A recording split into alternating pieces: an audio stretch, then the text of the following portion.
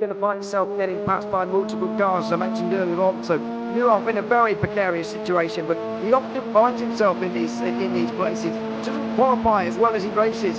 Only up front, they are getting with Lee Aberdeen and Luca Varani, not very far apart at all here. But I just want to see how Alistair Haight deals with Marcello Kessler coming around the old hairpin.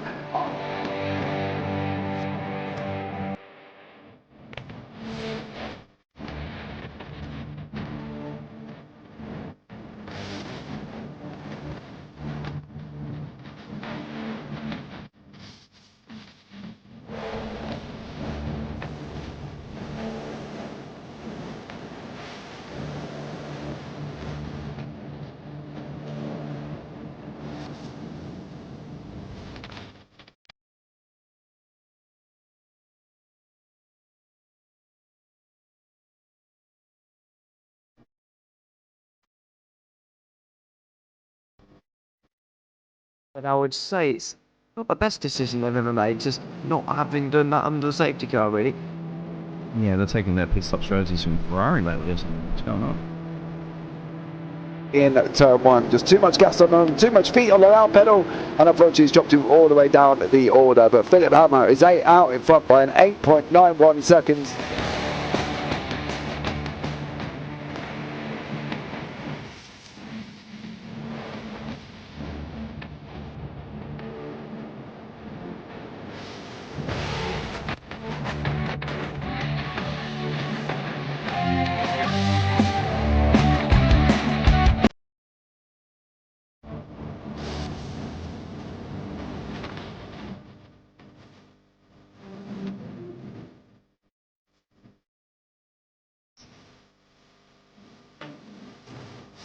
Oh, Dan Michael is a wall there, sir.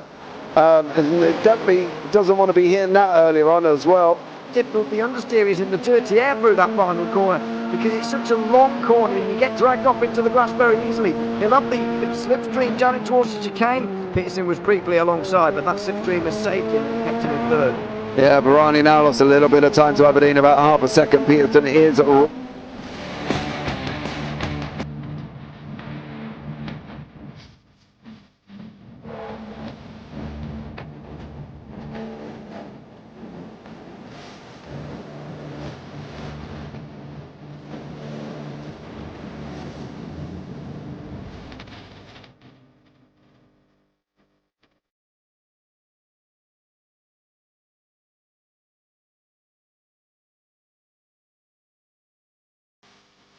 Pike's pushed more and forward up ahead. He's got out of line. Is now Pike going to have a go? Werrell, don't push him off. He's in the championship fight. Jack Werrell chasing down Carl Jacklin. Further down, Rob Williams and Chris Barnes. Sensational run outside line now though for the heavy braking zone. Around the outside goes the Audi R8. Look how much Miller's caught back into play. Exactly. Miller's still such trouble. He's like a second and change. All of a sudden, Miller's back in play.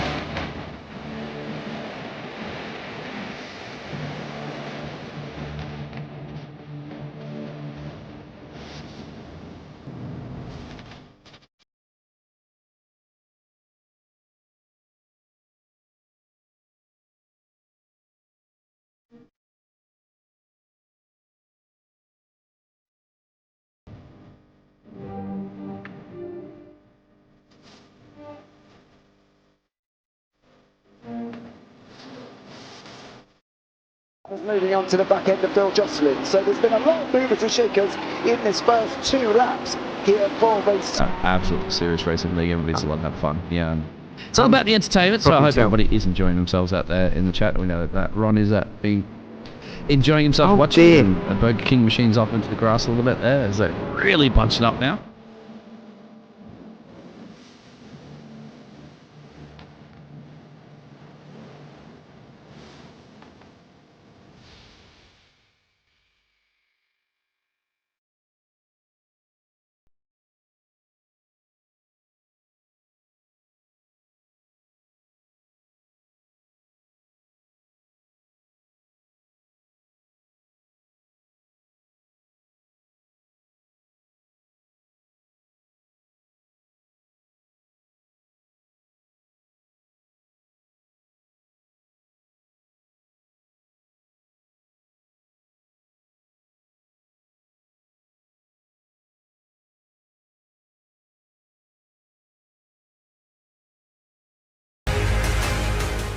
Does he have it? Medeiros is going to get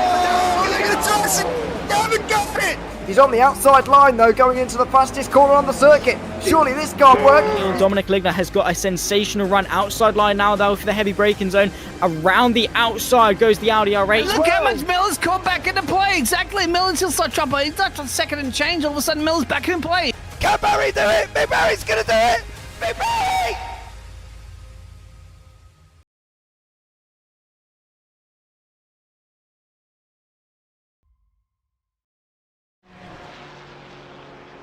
Good evening and welcome once more to Evolution Sim Racing for round 2, races 3 and 4. We've got 2 heats for you this evening, a 20-minute sprint race and then a 30-minute feature race here at Spa Francorchamps. It's an absolutely fantastic racetrack in the Ardennes Forest of Belgium, and we're looking forward to some exciting racing. Spa always provides that. It's a wide track, it's very prone to overtakes. It's a brilliant circuit, and I'm very much looking forward to seeing these guys race around here at full pelt. It is 6.93 kilometers. We've got a track temp of 21 degrees Celsius roughly, and I am looking forward to this. It is Dean Biggles and myself, Stephen Karabelas, on the mics for you this evening. Welcome this evening, Dean. It's a pleasure to be here once more. Good evening. Yep, Spa, the track that everybody loves, 7 kilometers, one of the longest tracks that you're going to get, certainly after Brands Hatch that we had last week. And what a cracker of a race that was. So make sure you go back and check the stream out if you haven't for our very first round of the season. So it's time to go bring out one of the big boys tracks, of course. And as you can see currently at the moment, the league that we are having for the GT3 choices of cars, and there's your different rounds at the moment, personalised trophies for all the drivers that are attending 7 out of the 8 rounds that are available for grabs. But first of all, after we've had our round 1 already, let's have a look at the standings for the Pro Division. Yeah, we've got Rhys Saunders already in a commanding lead. Well, 1 point. Wouldn't call that commanding as such, but it's looking very tight in the championship this season, and lots of competition there. We've also got Ewan Stitchbury in P2 and Aaron Kirby in P3 there, who's been having a couple of consistent finishes there. Peter Seehofer as well, there in P4. He's looked very rapid, but had a little bit of bad luck at times in Brands Hatch, as did several people. It was a real doozy, that Brands Hatch race. Lots of incidents to go over for that. Got Paul Carashaw in P5 and Wing Fei Chan in P6, followed by Stefan Parkinson, who actually gets a warning from last week for causing so many incidents. They'll be hoping to have a cleaner one this time around. We've got Jamal Gandua in P8 as well, who had a bad start in the first heat, but a very good comeback in the second one. And Brian Damui in P9 and John Maloney in P10. That's the pro standings for you, and we'll move on straight to the arm standings. We've got Chris H. Keenan, who won both races in class last time around, sitting pretty on 100 points, 50 points per win. Nathan Crook there in P2 with John Lugbrook in P3. Matt Barnett follows up in P4 with Ashley Brooks, who's unable to make it tonight, in P5, with Richard Knight in P6. Dalton Hall Tree in P7, as we've been chatting in Jiver's chat this afternoon about pronunciation of names, so I'm hoping to get them all right this time. Got Mark Robinson in P8, Danny Stewart in P9, who had some issues last time out, unable to get started in some of them, but did get some points on the board nonetheless.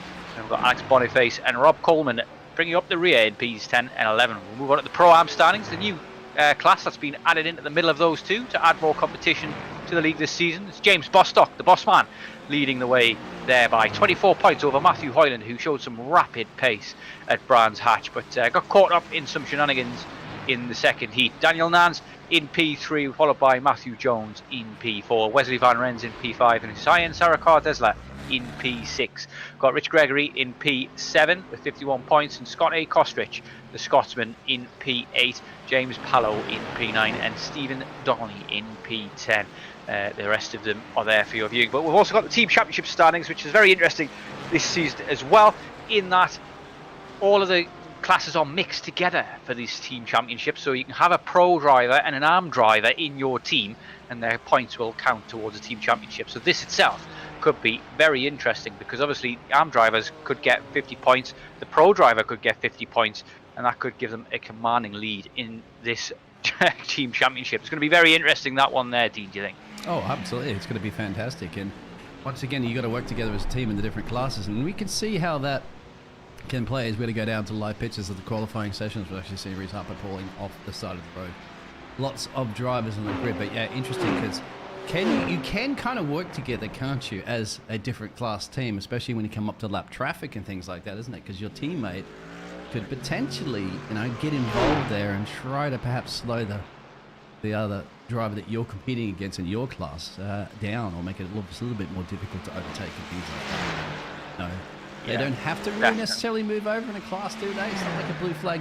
Obviously, if you're lap down, it is, but it just depends. No, certainly not. Yeah, if you're racing for position, you're racing for position. I mean, the class doesn't really matter when it comes to racing for position. Of course, most drivers here will probably move out of the way if they're not fight too hard.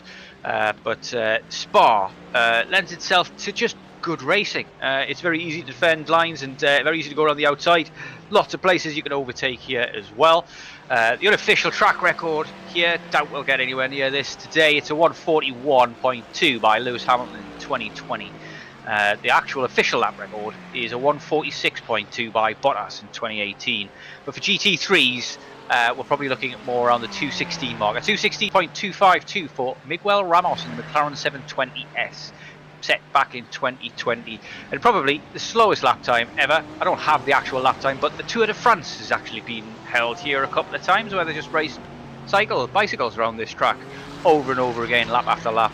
I bet you they've probably got the slowest lap around here. This current layout that we've got was set up in 2007. It gave us a new pit lane down the main pit straight, which obviously we'll probably be using the old pit lane with the GT3s and having people come out at the top of Eau Rouge. But bus stop chicane was also changed then as well, making it a little bit easier to reverse that, especially too wide. You can't go too wide through the bus stop chicane, but I definitely would not recommend it. The original track here was extremely high speed, of course, as well. It was absolutely terrifying, the original track.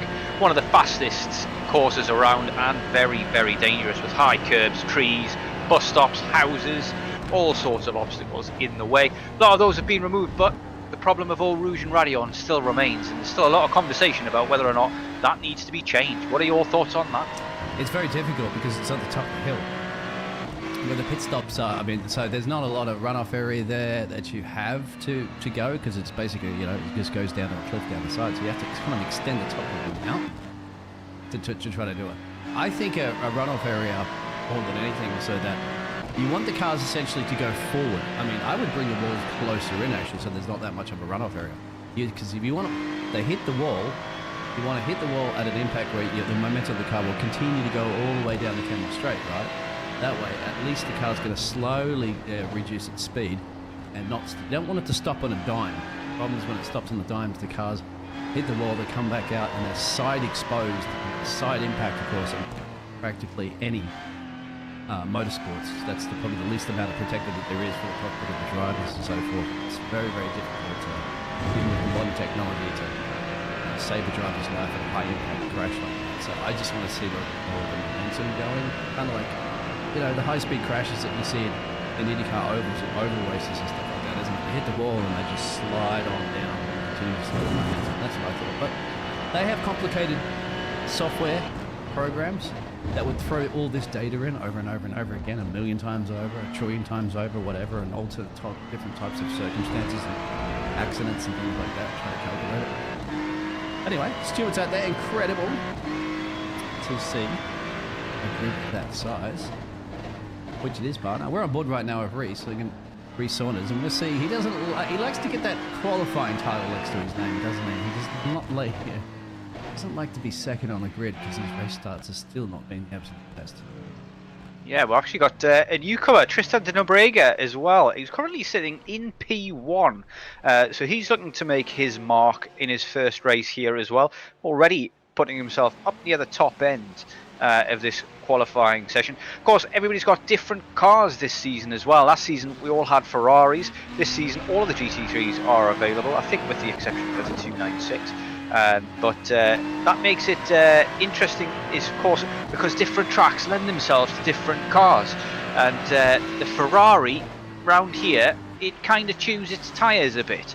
I have to say, probably the best car around here might be the Mercedes or the BMW. The BMW, when I did the Spa 24, was very planted around here. Absolutely fantastic to drive. One thing that people might be avoiding, hopefully avoiding, of course their cars are locked in for the season, is the McLaren. It was an absolute nightmare in my testing around here for the Spa 24. Super dangerous to drive. And the Porsches as well are very, very tricky to handle in those high-speed corners, particularly Blanchimont. You almost have to not lift in Blanchimont in the Porsche, but if you don't lift and you hit the curb even the tiniest bit, that Porsche will murder you. It is a very, very tricky car to get right around this track, but it is quick as well at the same time, but very hard to get going. And because you've got it, most of the drivers in the Porsche are going to lift around Blanchimont. Not on the other cars do. It's pretty much flat for every other car, which means that the Porsches almost always get a poor run out for Blanchimont, and find it very difficult to bend down into the bus stop. But we're going to see here exactly how cars fare and see if we can see a group of a certain brand near the top end. But Tristan de Brega, he's actually Portuguese name, South African driver, and he's looking very quick as it stands. We've also got a newcomer in Lee King McGee and Luke apologise, I've already butchered the newcomer's name straight off the bat, but he did tell me it's Lucky Cheesy. So Lucky Cheesy, it's very tricky one to pronounce. I imagine he's Italian. But we've also got Michael Gow up there in P5 as well. He had a very decent showing in the promo race, but didn't have so much luck last time out in Brands Hatch. But there was a number of drivers last time out in Brands Hatch, Biggles, who didn't have that much luck. Yeah, well, because it's short track, isn't it? And it just takes one little moment of cars to go around, and there's not a lot of place to go when you literally have 40 or so cars on the track. At the moment, we have a grid of about 46. So my little GPU and PC is going to be crunching away at full speed to try to bring you all this fantastic entertainment on JP Broadcasting Network. Are you talking about? I'm just trying to see one of those drivers. Some of those drivers aren't on the grid. At least one of them is in McGee. I couldn't see him. It's in the practice sessions, so not quite sure what happened there. But massive grid. Just under 5 minutes left to go in the qualifying. It looks like the battle between the top two is of Tristan there and Rhys Saunders. Now, I wonder if Rhys is thinking, hey, you know, I'm the qualifying king of the Evolution Sim Racing. I don't want this newcomer, the South African, to come in here and steal it from me. So keep an eye on that. 90 thousandths of a second between those two, and then you get that gap down to the rest of the field. Oh, there's Lee King McGee. Sorry, I missed it completely. P3. He's a newcomer. Could be one to challenging some of these drivers. We're looking at Nicholas Newton, I think, here for the Finnish driver in the best of the other Pro AM class, and then you can actually see Matt. That's a pretty damn impressive speed, isn't it, for the AM class of Matt Barnett there to get up in 17th. So look how. Yeah, we always see this. We saw this last week as well. Some of the drivers in the Pro and AM categories sometimes at certain tracks just manage to mix it up with a class above, and the AM category looks fairly spread in terms of driver talent this season. But as the season goes on, I'm sure things will fall into more into their place more. But Matt Barnett at the moment storming into a healthy lead. He's got a 6/10 gap by the looks of things over Nathan Crook in P2. Doesn't look like we have Chris Keenan at the moment. I can't see his name on the list. I could be wrong because it's very difficult to look through so many drivers. I'm going to say very, very impressed with the turnout for this season. It's been absolutely epic. We've got Bayama Howard as well saying, good luck hubby Paul Cowlishaw, I'll be watching you live from Istanbul, sending you good vibes. And our little heart emoji there as well. Isn't that adorable? Where did you see that? Are you reading something that I'm not looking at? Yeah, that was a bit further up in the oh, sorry, that was very, very early, I suppose. But we've also got you saying howdy, which is strange coming from a Australian. You're not American. Mm-hmm. Well, you've been playing Red Dead Redemption a bit, I suppose, so it's got something to do with that, I bet. Apparently a beautiful, beautiful city. My ex-girlfriend said one of her favourite cities. It's where east meets west, isn't it? The culture of everything there. Down to about just a short handful of time. All the drivers have pretty much set their times. We're having a look at the moment of the other South African, of Luca. an opportunity for him perhaps to get on to the front row of the grid there, maybe hoping to knock maybe Rhys Saunders off there and make it a front row lockout between the South Africans. That would be something to look out for. They're teammates on top of that. So let's see what he's got in that tank there, partner. Not sure he's got enough time left, has he? Because I think once we've got the next 20 seconds of ticked by, qualifying session just ends automatically. He won't have time to finish his lap. It will not allow him, unlike in Formula 1, once you cross the line you get to finish it. You've pretty much got the 30 minutes and that's it. Once that clock ticks over to 30 minutes, which is about to do now, you will just get kicked off the track. There we go. So there we have our grid, and it's Tristan Nebrega who, in his debut race, has taken pole. And we know as well, Rhys Saunders, there in P2 on the front row of the grid, has had some trouble getting these cars started. He gets a bit too much wheel spin and gets bogged down in the majority of his races so far. But it's Tristan De Nebrega, in P1. Lucky Cheesy in P4, but Lee King McGee in P3 just ahead of him. So look at all these three newcomers, and they're taking 3 of the top 4 spots. There's Ewan Stitchbury there, whose name is I forgot to tell you about that, but never mind. Apologies, Ewan. It's we'll get that T removed. There's a superfluous T in his name there, but we've got Michael Gow in P6, Peter Cox, another newcomer, in P7, Paul Cowlishaw in P8. We've seen him get his elbows out plenty of times and provide us with some plenty of good racing. We've got Raz Harper, Team Year 1 driver, and Aramas Salinskas is back after missing week 1 in P10. He'll be hoping to get some work done. Aaron Kirby had a good result last time out, a P2 and a P3 I believe it was last week. He's in P11, and then John Maloney in P12. And we'll be going getting underway pretty quickly, but we'll carry on with Stefan Parkinson and Brian Demuy in P13 and 14, and then we're on to the Pro-Am drivers, and Nicholas Newtonen, who's got pole there with Matthew Hoyland right behind him in P16. He was rapid last time out. I imagine we're going to see a good race in the Pro-Am categories as well. Got Matt Barnett storming in the lead there. Huge gap between him and the next Am driver in bronze. And we've got a minute. Just real quick. 40 of the class. Have a look if you're currently at the back of the grid here right now. You can't even see around the corner there. That's how far back. You got to look at where they are. Look. You can't even see the start-finish line, literally. Thankfully, they're going to have a little radio message to tell them to go, go, go. We are going, and let's go for our race. If I scroll all the way up to the front of the grid here, welcome along. We've got some lights already, and there's 5, and it looks like we are underway for Spa in Evolution Sim Racing. It's a very good start there by Tristan. It looks like Rhys Saunders did get bogged down yet again. He's already lost 2 positions there as we go through Radion and Eau Rouge, and that is beautiful from all the drivers there. Very clean. Now there's a spin from a BMW, and he's taking the Porsche out next to him, and that is a big crash, and there's a lot of avoidance going on there in the background. A couple of fast repairs available for these guys, so if they can get towed and get out again before they get lapped, it should be all right. But it's looks like it's Rhys Saunders there into the lead, but it looks like we've got some issues there with cars disappearing, popping in and out of his existence, and we'll have to wait for a couple of corners to let things settle down. But it's Tristan De Nebrega, followed by Luke Chasey and Lee King McGee, then Rhys Saunders behind that. Ewan Stitchbury has held position in P5. Aramas Salinskas has got up 4 positions to get to P6 after starting in P10. And then Stefan Parkinson also up 4 positions starting in P13, gets up to P. There's an interesting start for you there, but it's a lot cleaner than Brands Hatch, you've got to say. Everybody gets off the line in nice, tasty fashion, but Eau Rouge and Radion almost always collect somebody. We've got somebody wide, very wide there in Pouan. Manages to get back on track safely, though. It looked like the Ferrari, the yellow and black and yellow Ferrari is Paul Cowlishaw, it looked like, who went wide there, but managed to rejoin safely and gets only a little bit of a knock to his position there. 5 positions now gained by Stefan Parkinson after that error from the DeWalt liveried driver. Absolutely fantastic. I love that livery, always have. It was brilliant last season. It was even better with the chrome bumpers, I think.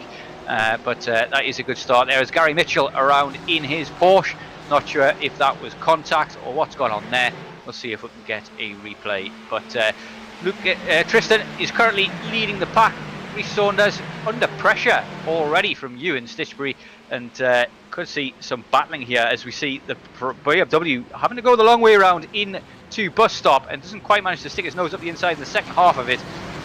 stays put for the time being by Lee King McGee, and that allows maybe Rhys Saunders to have an attack here down into La Source. Doesn't look like he's going to get the space to do so, though. That's good defensive work from Lee in front in the BMW, and so far so good. Very clean start from everybody involved. Just a couple of incidents. Matt Barnett up a few positions already into P14, absolutely dominating the arm category, and Matthew Hyland took the lead over Nicholas Newton, and they're already side by side. They're going to go too wide through Radiant and Eau Rouge. This always ends in tears. Are they going to manage to get it done? They are, and Nicholas Newton gets the move done around through Radiant and Eau Rouge. That was brilliant racing there. Lots of respect, lots of bravery from both drivers there. Got some more action there between Stefan Parkinson and Paul Cowdershaw. Stefan Parkinson defending the inside down into Les Combes, and manages to hold on to that position.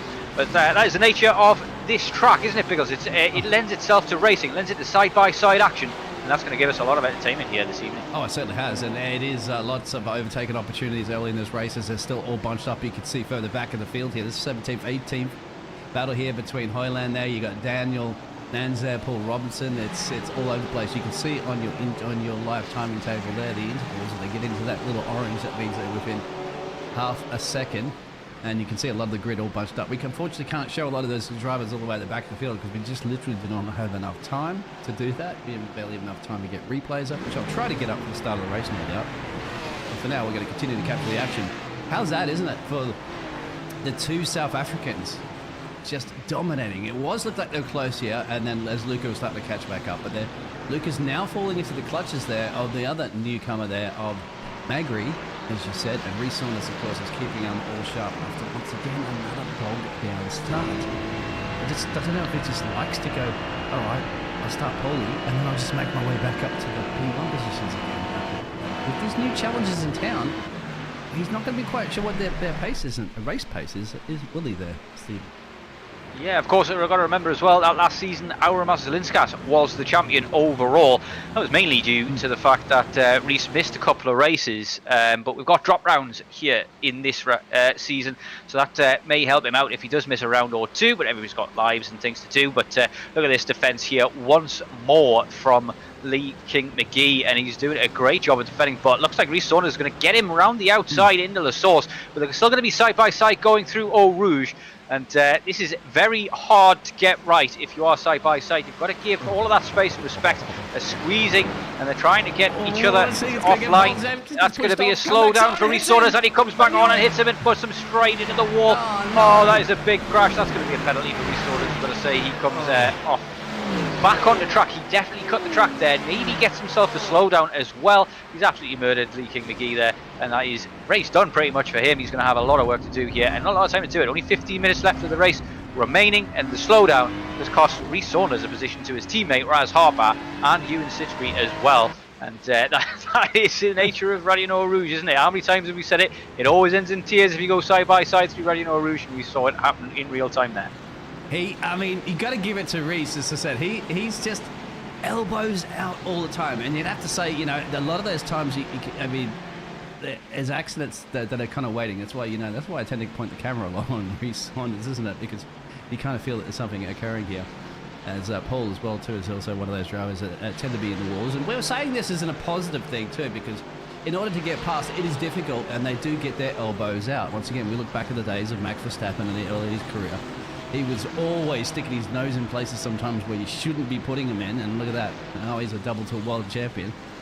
Well, practically says double. Soon to be three-time world champion, exactly. So. Soon.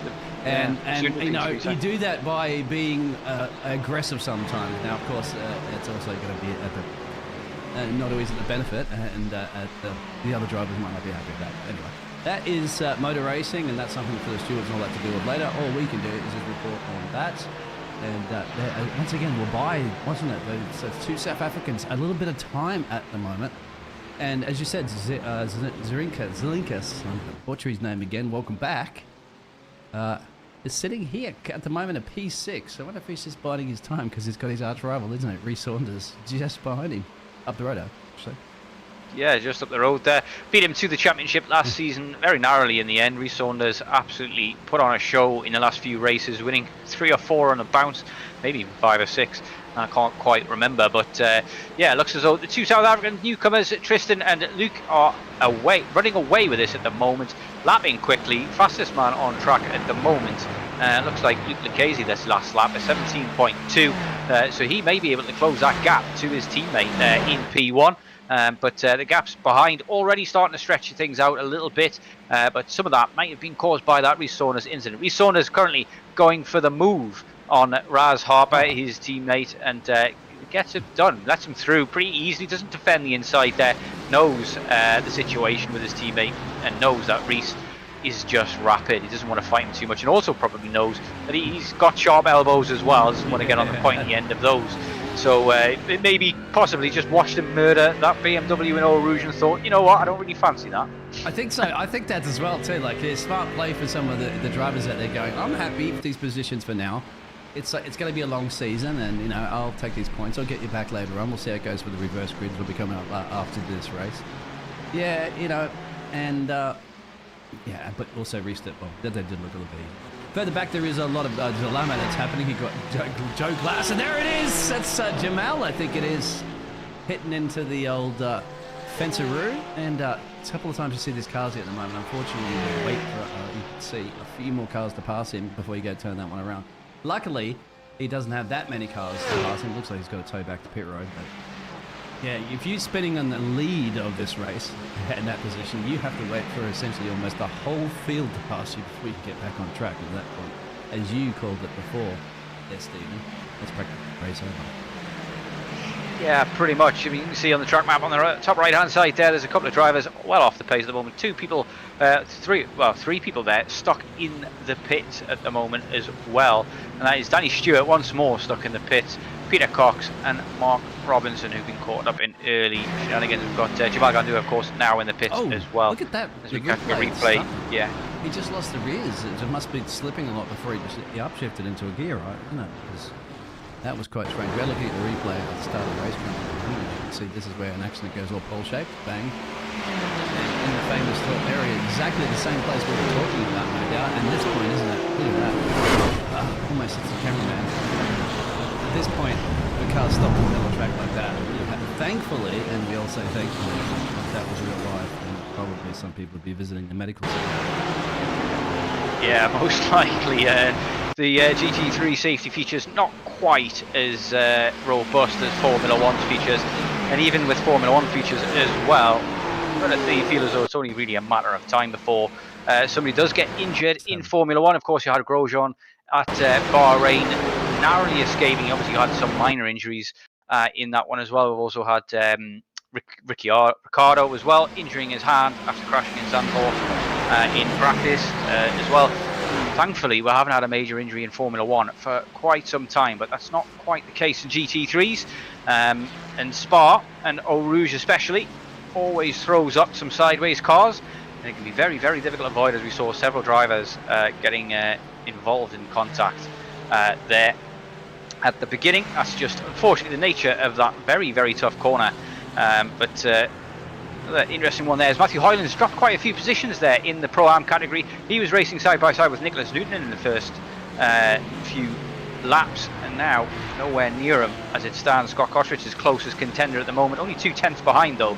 But for the time being in the Pro category, it's Tristan de Brega who is currently running away with it. He's got held that gap in a second, and at the moment those two South African teammates are stretching the lead over Ewan Stitchbury as well. Ewan Stitchbury currently going to come under a bit of pressure from Rhys Saunders once more. That's gone off for the look. Oh, doing so well too for the AM driver. That's leading the class of the AMs. Just gone a little bit too deep. Goes out to the gravel, loses a couple of places. But still have to say, overall, it's still looking pretty good, because he is leading in that class there, Matt. As you can see, you've got Nathan Crook a little bit further down the road, but he's mixing it out with the big boys, of course, no doubt. I mean, having that AM, and that's the slowest category of the drivers. I don't like it's not much slower when it comes to drivers, because they're all good. You have to put them in some sort of categories, and here they are. And here once again, Rhys Saunders hunting down another prey, always making it difficult for him to regain positions that he puts in so well for qualifying. But he certainly keeps it all entertaining here on the JP Broadcasting Network. Down the Camel Straight, side by side with Stitchbury. Can he take it? certainly can, and it's a job done in Le Comp, and that's the textbook manoeuvre at Spa. Wait for the camel straight, get very close to Eau Rouge, then just breeze past with the slipstream. Very powerful down that long camel straight. The slipstream gives you plenty of extra speed to get the overtake done. Yeah, going back to what you just said earlier there, qualifying, especially for the ARM and the Pro-Am categories, can be absolutely vital. It can give you such a boost. Matt Barnett there, having that little bit of an off-track, probably very, very thankful of the new gravel models, which slow the cars down way more. Maybe in the past you could have ended up in a barrier or way further off the track than you did there, but gravel really stops the cars in their tracks now. Much more realistic. They've also changed the grass model as well as all the usual minor tweaks and twiddles that iRacing do every season, along with several new cars. Scotty's going to need livery sporting this season. Now, he is the Scotsman. We've chatted to him a couple of times, didn't we, last season before in the booth. It's a beauty, that, isn't it? Racing, yeah. It gets a little bit deep there. Luckily, he's okay. He's got about a pack of cars there to save it, but he's hunting down Nicholas. Is it Nicholas there? The Finnish driver who's leading that class. We're watching currently live the battle of the Pro AM class, and they're scrapping it out. So of course they're looking at their class wins overall. Doesn't mean as much to them as it does, because you're in the. He's hunting him down, and is it Nicholas is doing his best, and also look out for Daniel Nans just lurking in the background. Now, what is Scotty going to do to overtake? Where can he overtake? How can he overtake? The best option really is down the Kemmel straight. Nicholas not having much of a slipstream. He's within it, but it's very, very weak at 1.5 seconds. But that's about the limit of the slipstream in iRacing in these cars. Not very aerodynamic dependent, but not very aero efficient, these GT3 cars, compared to some of the others available. But the slipstream, that looks very close and tight there between Stefan Parkinson and Paul Cowlishaw. Stefan Parkinson holding on for the time being, and but now he's lost touch with Auramas Zelinskas a little bit. Zelinskas trying to get a move done on Harper ahead, but they'll just have to sit and put for the time being. Paul Cowlishaw looking down the inside now there in LA Com, and there's nothing doing there either as well. We've got a car around there in the background just off the exit of LA Com there. Not sure who that was. It looks like maybe it was we've got Nathan Crook. Yeah, maybe a back marker. We've got Nathan Matt Barnett on your screens at the moment, getting overtaken by the pro driver of Michael Gao as well, though, both in a BMW as well. The BMW, I've got to say, works very, very well around this track. I have to say, it's very stable and planted through all of the corners. It's not particularly rapid in any particular one, but it definitely does a great job as an all-rounder at this track. Jamal Gandua really suffering this race as well. This happened to him last time as well, as he just got it wrong on the entry there, just took a bit too much speed there and lost the back end. Fixed setups, of course, so everybody's got a same drawing board.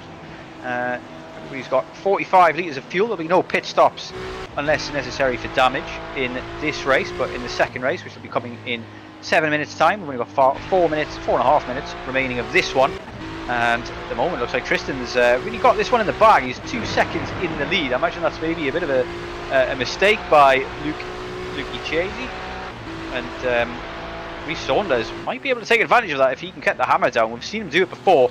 2 second gap that he's going to make up there to Luke, and he's looking as though Ewan Sitchby is just trying to stay in the wake of Reece here and follow through. That's Nathan Crook there in your screens in the BMW in the replay.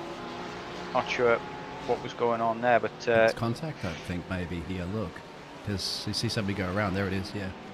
Yeah, just looks like maybe a bit of a racing incident. That would look like there was space. Ooh, and then somebody up behind, unable to avoid the rejoin. Joe Glass has just crashed as well. So let's have a look at that. The one thing about Joe Glass, of course, because it's the Glass Tech Racing team, I'm pretty sure he's got some spare glass in the garage there, and boom, that was contact and high-speed impact there. Come back and also collects some of the other drivers in the rebound effect, and getting this deep into the race, it's the last thing you want to have, isn't it? You don't want, you're just doing your own thing, and of course, all of a sudden there's a car on the track, and that's Mark Thomas as well. So, but we keep an eye as we're getting down to the dying stages of this race. We still have a bit of time up our sleeves to go through some of these replays.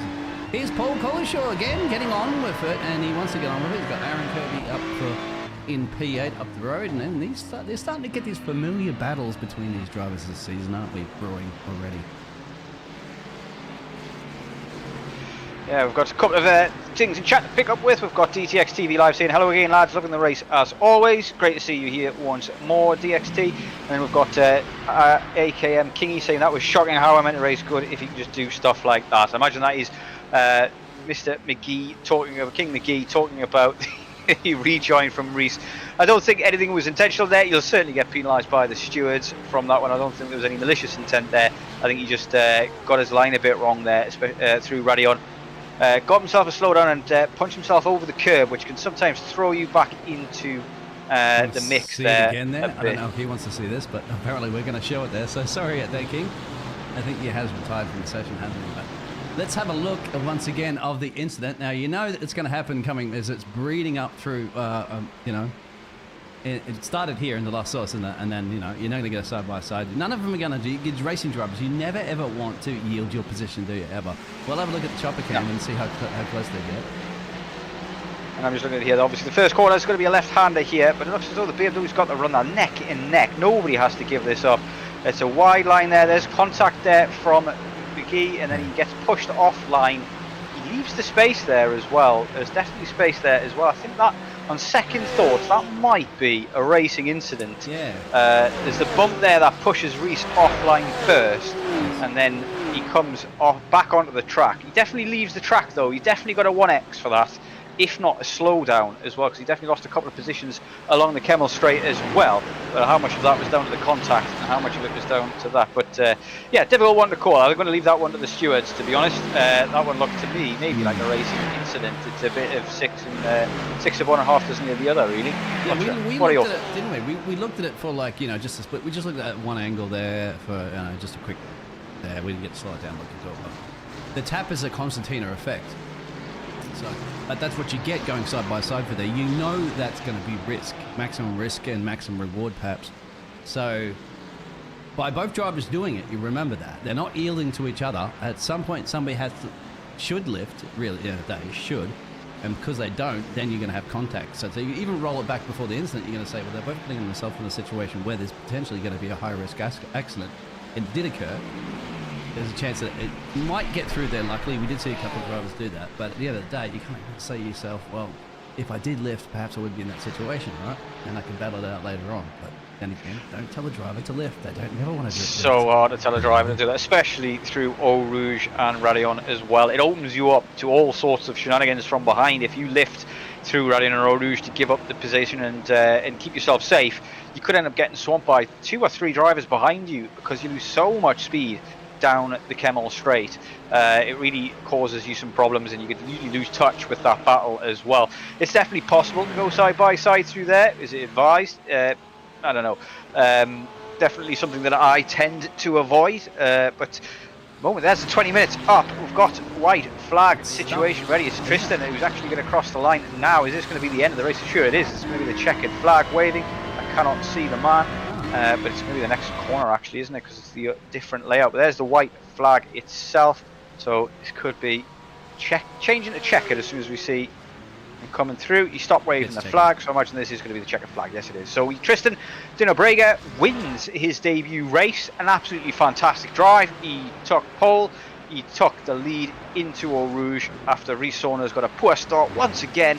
And he has not looked back. It is teammate Luke Lucchese is managed to get P2, 2.7 seconds. So Reese was catching him in the end. He managed to catch the second, but just too little too late for Reese in the end. But he does catch himself a podium. Ewan Stitchbury with another strong finish in P4. Aramas Linskas on his return after missing week 1 gets himself a tasty P5. But had to fight Raz Harper hard for that.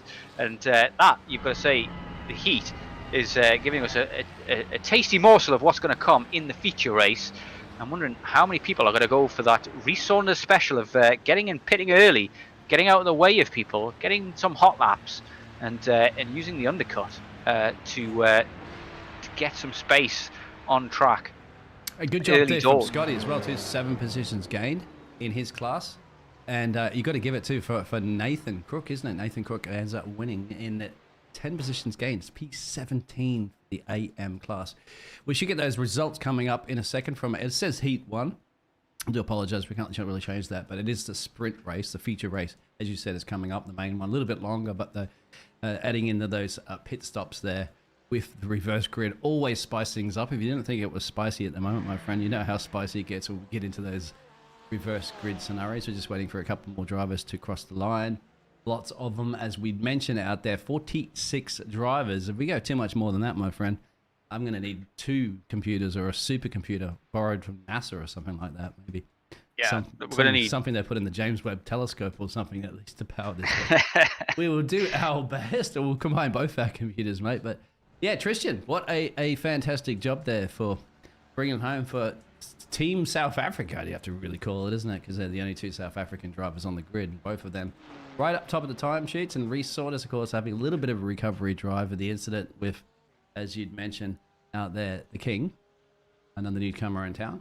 And where those results come on, we're still waiting for a few more drivers. Get back into the grid, back into your pit boxes there, Scotty and Paul and Tristan, so that we can actually get those results, so that we can give Mr. Stephen enough time to go through 40-something drivers. No, he's not going to go through 40-something drivers. We'll go through about the top 20, right, at least. And yeah, too many drivers to kind of get on top of everything, really. I mean, we need a team of about a NASA-style team, like you were saying, to just keep an eye on what's happening all the way up and down the grid. So many overtakes and things that we've missed there. Of course, Matt Barnett losing the lead there in the AM category. That'll be disappointing for him. He had such a commanding lead.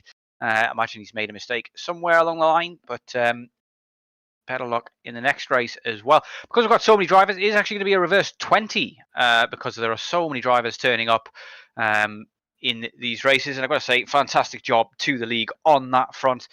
You very rarely see turnouts like this in most leagues. So great job to everybody involved there. But look at that. Ferrari, Ferrari, Ferrari, Ferrari, Merc, Merc, Ferrari, Ferrari, Ferrari. So I've got a feeling that it might be the Ferrari that's pretty strong around here. Nicholas Newton wins the Pro-Am category.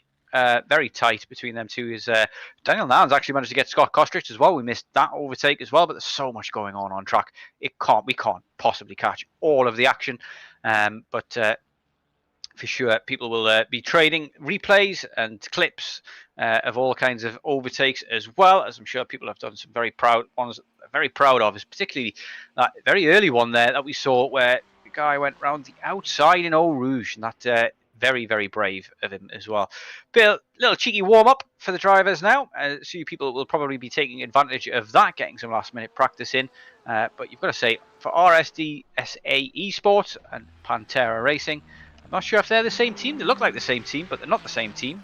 I wonder if they've just got separate teams. Maybe they'll amalgamate them at some point or another. See if the admins will allow them to do so. But be interesting to see very much so the way this team championship is going to work, because you've got the possibility, 2 drivers in each team, so you've got a possibility of mixing things up. So year 1 racing of Reece Saunders and Raz Harper, good chance they maybe not going to win that team championship because they're both in the pro category, so they're taking points off of each other. Whereas there'll be other teams where they've got a pro driver and an AM driver, or maybe a pro-am driver and an AM driver, and they can both they've got a potential of 100 points available every week. Whereas obviously if they're in the same category, the teammates, then only one driver can get the 100 points each week. The other driver is going to obviously lose out a little bit, so there's less potential for points there. Let us know in chat what you think is going to happen here in this next race, this feature race.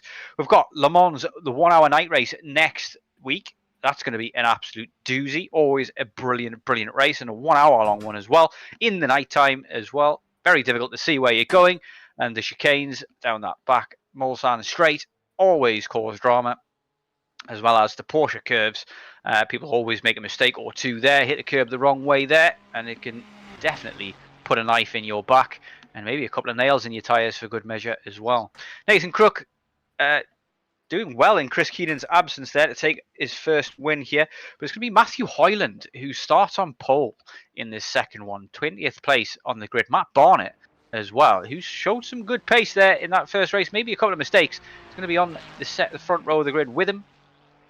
It's going to be very interesting to see how they can hold on, how long they can hold on, and keep the pro drivers at bay. Are they Very, very interesting. Yeah, I'm just curious. Are they just, I know you do a lot of your homework there, so we're doing a lot of technical, and you're doing all the other homework behind the scenes. Fantastic there, Stephen. Well, James and myself, they do the homework and getting all those graphics and everything like that all sorted out for each race to race. And actually, those graphics too are fantastically brought to by the man that runs the league there of James. I wanted to see if we can get we'll have to ask James about getting a graphic there with all the points, so you can get an idea how many points that you get per race and so forth. Off the top of my head, I know that you get 50 points for the win in each category, and then it drops to 45 for second place, 40 for third place, and then it goes to 36, 33, 30, and then it keeps dropping by 3 or 2 points as you go all the way down to P20. P20 still gets you points. And interestingly, I'm pretty sure Danny Stewart has got plenty of points on the board. Let me just double check that for you. But I'm pretty sure Danny Stewart is sitting on 42 points, and he hasn't actually raced a lap. So I'm not sure if that's either a mistake. You mean from today, right? Yeah.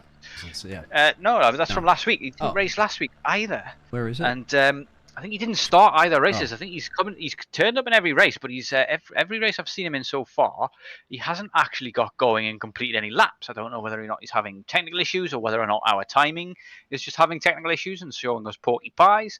But he has got points on the board, even though he hasn't started a race. So be interested to see with James Bostock in the broadcast chat after that how that works out. But it'll be very interesting to see, how this next race, which we're about to get underway, the Heat 2, is going to turn out as well. We saw last week in Brands Hatch, the reverse 20 grid can cause mayhem. DXT TV Live says, we think Hoyland has some damage, which has caused some aero issues. Hopefully you have a better start up the front. There'll be a number of people there.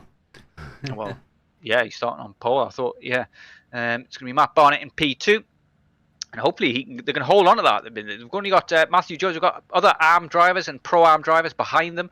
And Michael Gow in P5 there as well. Is very quick drivers there. Not far behind, though. Aaron Kirby in P12, as we see the grid on your screen there. Aaron Kirby, very fast in Brands Hatch. Managed himself a P5 in the first heat and a P2 in the second.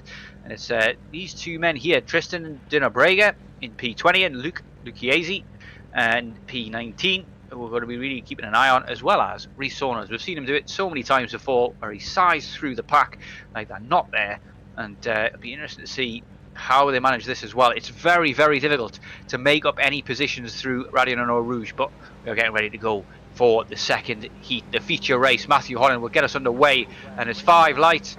And away we go, and it looks like a good start there from Matthew Holland, but Matt Barnett's got bogged down and he's been overtaken by Matthew Jones already.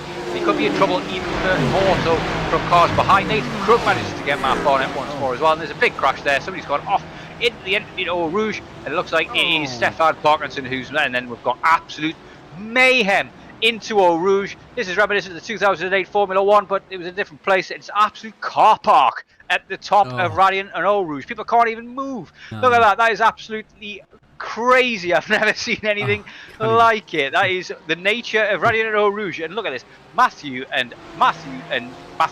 basically have managed to just disappear into the distance. There's a big gap there. And it looks as though the Porsche there of Scott Kostrich already has a bit of damage there. Gets a bit of a bump from Aaron Kirby as he forces his way through in Bruxelles, and it's 3 wide there as he's going to go down for a dive into No Name Corner or Speaker's Corner, whichever you prefer, and all managed to get through nice and cleanly there in the end. There's a little gaggle of cars here still fighting as Scott Kostrich loses the inside to Pouon, and that's not the place you want to be. He's going to go very wide. He's going to give up another position maybe if Daniel Nance can maybe take advantage. He's going to look at the inside into the next corner, and he manages to get that alongside, but now he's got the outside for the next one, and that's nowhere to go from there. Very difficult to get him moved on around the outside of that corner there, and he has to slot back in behind Kostrich in the Fendi livery car, and that was epic racing there from those 3 or 4 drivers. But got to say, that major incident, we're going to have to look at several replays of that to decipher that. Mark Robinson, though, up 30 positions in the ARM category, leading it at the moment. Absolutely and you don't want to know who was in that accident as well, too. I mean, you can tell maybe a little bit by... The King again, another bad race, unfortunately, as well. I think he was wrapped up on that one, but we will go back and have a look at that one. I mean, it was almost breaking iRacing at that point, wasn't it? Cars are flicking all over the place and stuff like that. I wonder if we should talk about perhaps giving a caution or something like that in situations where so many cars, aren't they, are heavily impacted with their races. But that's for another day to talk about. We are currently in this race. Certainly are, and it's fastest lap for Matthew Hyland. He's managed to hold on to things at the moment. Nice 3-second gap over the pro drivers. You get the feeling that Aaron Kirby and Michael Gow will have enough in the tank to challenge these guys eventually. As here we are on board with Michael Gow, as he's battling hard here with Aaron Kirby. He's going to try and go around the outside and lay calm, and late on the brakes as well, and gets it done. What a move that was. Michael Gow, but he's still there. He's still keeping a nose in, but gets it done and tidy in the end. After all, Aaron Kirby disappointed with himself there. He just was not the last of the brave breakers there, was he? Just didn't have the perfect line. No, did not. Good to see Scotty's up there at the moment as well with Aaron Kirby in this gaggle of cars, and Zelikas is Mr. Consistent, as we know, to win the seasons and win races when it's capable for him, and back into this season again, our Series 1 champion. A bit of a lonely, you see a lot of drivers jumping to pit road right now. I guess I want to get out of the gaggle of cars and maybe suffered some damage out there. We do know that DXT Live is going to probably give us some feedback about his team members that currently at the moment are running P1. So be happy about Matthew Holland there with 1.3 second gap, and I can't quite see because I have a lot of drivers to go through where the other driver is. But let us know where his other teammate is. Further back, Peter Cox is having a little bit of a battle at the moment with Joseph Preston. That's down for P16, P17 overall class, of course. Well, they are way down considering you've got both the Matthews up top there in the Pro AMs. Going a little bit wide. Here's Kirby again and Mr. Michael Goff going at it tooth and nail. We're getting some fantastic camera angles on the Spa track, which is great, you know. I like the heli cams every once in a while. I can get a great grasp view of the spreader field, considering we have 46 cars. As you can see on the track map where they are all placed. This is a 7-kilometer track, and you almost got a dot everywhere. Yeah, it's pretty sizable grid, and yeah, we won't beat that dead horse anymore. But it's a great turnout. Aaron Masalinskas doing well up there with the pros, but it's a 218.3 from Matthew Hyland, and the pros are only doing 218 flats as well. So he's got a very good chance of winning this race. We see some side-by-side action there between Paul Robinson there in the CHR Motorsport Porsche, having a good battle with the Audi. Is that Audi? I cannot tell. Graham, yeah, it's Graham Matthew. Here we go. So this is, look, somebody's already in the fence before they even get up to a race. This is what happens to the Lee King, a newcomer, and at this point, you are, that's a roadblock. And to me, like they're blinking, of course, because I think iRace can even handle this sort of stoppage, isn't it? As it's trying to calculate where every single car is on track. Look at that. It's a complete deadlock. Yeah, in a case like that, I gotta say, you gotta have a caution or something, don't you? Because it's just, where's anybody going to go? You tend not to see cautions in road racing, even in iRacing. You do see it a bit more in ovals, I suppose. But an overtake on track here is Paul Robson going down the inside into Lake Com, and still got plenty of racing and action to catch on our screens. There's a bit of damage there for the Audi of Graham Matthew as well. He's got a bit of a bent rear wing as well. We're going to see that as maybe a bit of a common feature, is drivers driving around and trying to cut, stem the bleeding, cut the losses with a little bit of damage, just trying to hold on to a little bit of pace. But one thing that a big accident like that does in the early stages of a race is it kind of opens things up for other people to have a good result. Oh, that's a big spin. That's under braking, lock the rear wheels, and just nowhere to go. Just trying to avoid punting the back of a car, trying to avoid the penalty, costing himself his own race rather than somebody else theirs, and big accident there. But that is the nature of Spa as well. I mean, we saw Brands Hatch was a bit of a tricky one to navigate, lots of incidents to navigate as well. But the thing with Eau Rouge and Radeon is that when there is an accident at the top of Eau Rouge and Radeon, it's almost impossible to avoid it as a race driver. It's a blind crest, you can't see what's coming. And before you know it, you're flat out through there as well, pretty much in its entirety in these cars. Maybe a little lift in heavy fuel and worn tyres, but pretty much you've got to be flat out, especially in the early doors when you're not travelling at full whack. There's a whack. Oh, yeah, there's a whack. And he's on the racing line too. Off. And I hope everybody can manage to avoid him, because that's he has retired back from the pit road. That's probably a very smart thing to do. It's going to suffer you quite a bit to get that toe, but at the end of the day, it shows a lot of respect to the other drivers. Here we go, battle for P2. We got Michael and Matthew Jones. He wants to split the Matthews up, and does Michael do it? It starts with an M, goes P2. Great drive so far from Michael Goff. I think you might be right to say how you pronounce that there, Goff. It could be Jeff, could be Go, but I think Goff might be the one. We'll have to double check that with him after the race, especially if we get an interview after this one. He's sitting in commanding position, could win this one as well. He did have a win in the promo race, I believe, and said that he's not really got the pace. He needs to wait for big accidents to happen in order to get up near the top end, and that certainly happened for him today. But Daniel Nans as well, who's we're on board with here in his BMW, who's all over the back of Scott Kostridge still hasn't managed to get past him, not for want of trying though, by the looks of things. Obviously his Reece Saunders again back in it. What happened to Reece? Has actually gained 1 place in this race. I'll show you that in just a minute. As we're keeping an eye on that battle, you can see further up the road we have another little squabble with a bunch of drivers. We still have Aaron Kirby hanging on the back there of Matthew Jones, as you can see, for the P3 position. These two are going at it. Now, what would you do if Reece Saunders is coming around here and you are the likes of Gary? We saw Gary hit the fence there, so I'd have to say Gaz has got a bit of damage on this Caramel livery there, and there it is. There's Reece Saunders. Probably Caramel. Yet another British confectionery livery. Remember the Tunnocks tea cakes from last season. We also had the M&Ms as well. Zelinkis. There's Caramels. Another one there as well. There's brilliant move through bus stop there. Very difficult place to get that done. That's Zelinskas who's dropped a position actually. Yeah, so he's dropped a position and ended up between Daniel Nans and Scott Kostridge. Something's gone wrong for Zelinskas there, or maybe he went right. Maybe he come from behind. It's hard to keep track of where everybody is at all times, but I think Zelinskas did get it. Daniel Nans probably made the mistake then and allowed Zelinskas through. Got Joseph Sparra back this week as well, but look at that gap, 19 seconds gap as he gets overtaken for Cowley Shaw. We've got Peter Cox on your screen at the moment, and he's got to defend here with a damaged rear wing from the Porsche of Rob Mackay behind him as well. We've also got Jeremy Ulemans behind him, looking to pick up any scraps from that, and there certainly can be scraps with any kind of move through Eau Rouge and Rayon. Porsche there in the pits just to the right of your screen as well.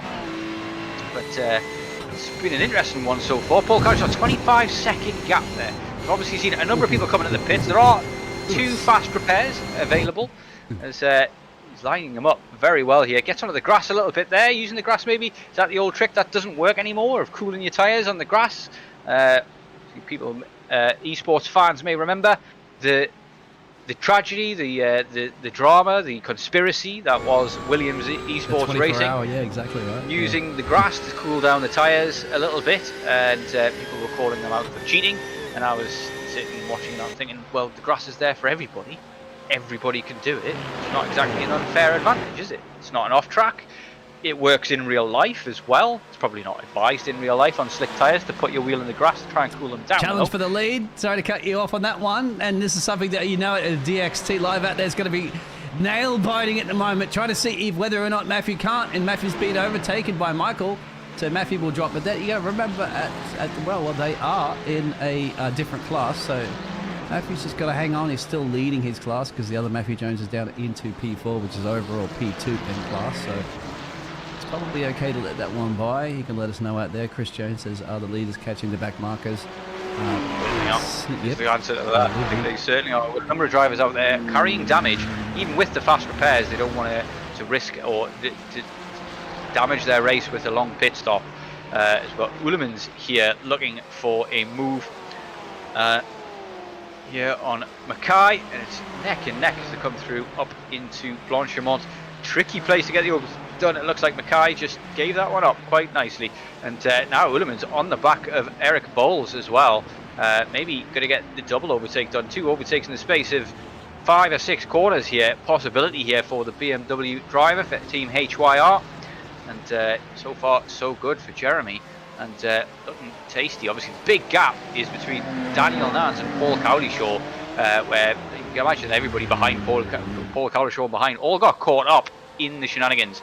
A major crash on lap 1 caused an absolute roadblock at the top of Radio Eau Rouge, and that's caused a lot of problems for a lot of people racing. We've got Tristan de Nobrega in P17. He's making his way forward, but he's got a lot of work to do. He also got stopped by all of those, by the looks of things, as we see another move here by Paul Robson. Goes to the inside early on down the Kemmel Straight, and there's no fighting whatsoever there by Mark Robinson. Different classes, of course, sometimes not worth the fight.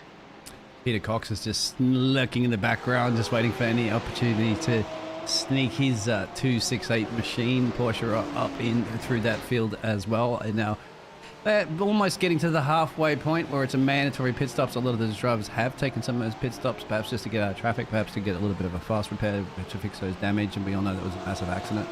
Scotty now is just past Zelinkas is now catching Scotty, and Scotty's going to be thinking about, all right, what am I going to do to hold off the Series 1 champion? But remember, Scotty's in a different class. To me, it'd be like, you know, without scrubbing too much speed, letting past, but that's up to Scotty. Maybe at the bus stop, Scotty can see clearly, trying to do his best here to keep him behind. And at this point, you'd have to yield going to the bus stop, just let him on through there, tuck up behind him, and use that nice toe. Hey, you're behind Series 1 world champion. So, yeah, he mimic his speed, and I'm sure you'll be doing just fine with Scotty's thinking about a battle up the road there to try to catch Matthew eventually when they take those pit stops. Yep, of course, nothing's over yet. Michael Gow, though, already creating a gap to Matthew Hyland, as looks like Kostrich coming there into the pits, as well as Daniel Nans as well, also coming at the pits. So a number of people going for, even the people at the front of the grid there, going for early pits in order to get the jump on other people. Daniel Nans just immediately follows Scott Kostrich in, maybe thinking, you're not getting the undercut on me, pal.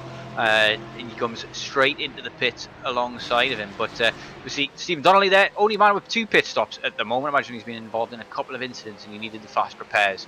But at the moment we're on board with Peter Cox, and he's looking to line up Paul Robson. And these guys have been swapping positions here and there the last couple of laps. And it looks like it's going to be another one. Both Porsches. It's going to be important to get a nice clean run through Radio Eau Rouge. The dirty air through Radio Eau Rouge can unsettle you a little bit as well. And he's got no off the grass there. He know which way he was going to go ahead. And it's a tricky one to get right, because there is a corner there just before the Kemmel Straight. Doesn't look like one. Doesn't feel like one because it's all flat out. But gets the job done in the end, does Peter Cox. And it's nice and clean. Love that livery as well. Almost half a Union Jack there. Oh yeah, I figured you would say that, being from that part of the world. It does actually look quite good, actually. I can start singing Rule Britannia if you like. It's I'm actually not that patriotic. Yeah, all right. I'm not actually that patriotic, to be fair. I'm half Greek as well, so I've got 2 countries to be patriotic about, which obviously splits the loyalty and somewhat. Unfortunately, no Greek drivers on the grid for you to praise there, and no Australian drivers as well for me to praise. But we do have Zelinkas. So we didn't find out where he was from actually last season. Zelinkas was Swiss. He lives in Switzerland, but he's not from there originally, I believe. My memory's not what it used to be, so I could be entirely wrong on all of those fronts. But I'm sure we'll get to interview him at some stage during the season. But looks like he's lining up, waiting for the Kemmel Straight, making his move as patiently as possible. And he's still on for a podium in class. But he's going to be thinking as well, given that he won the championship last season, that Aaron Kirby's not that much further up the road. If he can get past here, he's got plenty of time to catch those ahead as well. But yeah, this has been a difficult one to call. I mean, Matthew Goh looks good for his win at the moment. We're halfway through, just past this race, so there's still plenty of racing to be had, and any mistake can come at any time. We've got Tristan de Brega here, the number 270 car in the Ferrari, going round the outside of the car. Drop goes very, very wide there. That's going to be an almost certain off track. Could even be a slowdown. I don't think you do get slowdowns for going wide there, though. But Aaron Marcinez did get the place there from Matthew Jones, and we'll be certainly looking to close in on the back of Aaron Kirby now. A 3-second gap from the makeup, got but this one back. Look Look at that. He's got a slow down. Certainly has. I think Tristan got a slow down there. Yeah, I think he did. He did go very, very wide, and yeah, that's almost certainly he's going to end up in a slowdown. But he's going to have the Kemmel straight to get the move done, and then he loses the toe as well, because in comes the Caramel livery driver into the pit lane, and that releases Tristan to go and start chasing. But it's going to be a lot of hard work, that one. Oh, look at that. Gotta say. Matthew completely moves off the way. Probably compromised a bit of time there to allow Aaron Kirby once again, as DXT Live out there said for his driver. It's not their fight, and this wasn't his fight. Aaron Kirby was not his fight. But at that point, he did lift off quite a bit. And he has, what, you have to say, how much of a gap there? 3 seconds or so? We'll have a look at the group tower real quick there to see that one. Yeah, well, no, look at that. It's getting pretty close there between the Matthews once again. But there's cars between them, if we look at the group tower. Yeah, 2 seconds there now, but you get the feeling that maybe Matthew Hylands just knows he's got the pace to pull away again. He just doesn't want to lose any time, but it's an odd place to pull aside and give up the position just before Radion and Eau Rouge. It's very easy just to let them follow you through Radion and Eau Rouge and let them make the move on the Kemmel straight. It's much easier, and you lose a lot less time than lifting there. So it's a bit of a strange one, for sure, but we've talked about him so many times before in the past. I want to just mention him here again. Rhys Saunders, he is cutting through the field like no tomorrow as well. But he's got to as well, doesn't he? Because he's got Tristan 2 positions behind him. Only there's a big gap there, but he's made a pit stop, if you could see, and I do apologise. We'll try to get that stops next to it, either removed or just in white. So it's a little hard to read black on a very dark grey. But as you can see, Rhys has taken his pit stop. You see the other 2 drivers up the road, Scotty and Daniel, have taken their pit stops. Anybody else ahead of them have not. Tristan's still looking pretty solid as well, but just further down the road. So you'd have to say at the end of the day, Rhys Saunders again is the one that's essentially not really net lead, but has taken the pit stop for the pro class and doing his Rhys Saunders things of just putting his pedal to the metal and getting his head down there and making. This is where he makes up all those places, isn't it? He just gets out there and grinds it out, and then all of a sudden he emerges back into a race, generally in a podium position after those pit stops with everybody else has taken. So we'll see how that pans out. He's a genuine master of finding space on the track when he needs to in order to get the hammer down. We've got Chris Jones in chat asking, do you guys know what the average pit stop time is with no damage? And I'm afraid I don't. I only know what I remember from the Spark. What they tell us. But yeah, well, maybe we'll find out. Here it is there. That's actual pit time, and then pit lane time overall is probably the best one to look at. There it is. So you're looking at here. That's telling us about 33. Yeah. 35 seconds, I would say, then seems to be the average if you get everything right with no damage by the looks of things. That's a stark difference from what I was going to say in the 24-hour Spa that I raced in last time. I absolutely sweated this track for an entire week. Did almost 400 laps practice and then 200 laps in the actual race itself. There's a number of people here whose pit stops times have exceeded 3 minutes, 2 minutes, 2-3 minutes as well. So start. Look. Oh my God. Unfortunately, it only gave me an indication of one driver having a crash, which is this driver. Could you believe that? All those other cars, nothing came up on race control. It only said one crash. As you can see clearly, there was a lot more. And if we get time, and we will get time at the end of the show, so during the interviews, if you want to stick around for those interviews, you're going to be able to see that over and over and over again. I can't do it during the race because we're going to miss so much of the action.